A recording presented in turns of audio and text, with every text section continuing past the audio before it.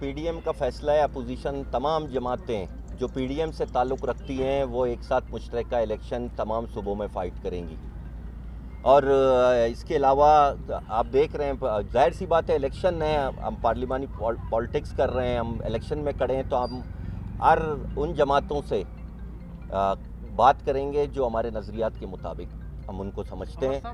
जिस पर सबसे ज़्यादा तनकीद की जा रही थी अब्दुल कादिर, उसको हुक्मरान जमात के जो दो अरकान हैं उन्होंने तायीद और तजवीज़ की है।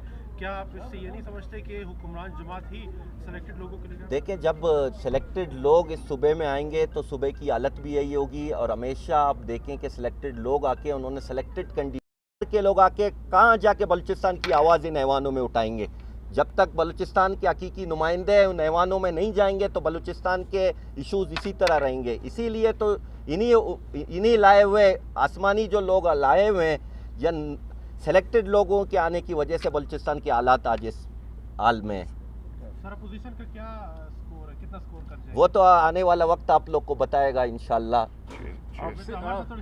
आप सिर्फ हमारे कैंडिडेट को देखिए। आप हमारा पॉलिटिकल कैंडिडेट है, ग्वादर से इनका ताल्लुक है। दूसरा साजिद शरीफ तरीन साहब हैं, कासिम रेंजो साहब हैं जो एक पुराने पॉलिटिकल वर्कर हैं, और बाकी हमारी ख़वातीन मेंबर हैं, अक़लियत हैं, सब पॉलिटिकल लोग हैं। और ऐसे लोग हैं कि मतलब आप हुसैन बलोच को देख लें जो आज हम अभी उसके फॉर्म सबमिट कराएं, वो पॉलिटिकल वर्कर है, उसके पास 1 रुपया भी नहीं है। और इंशाल्लाह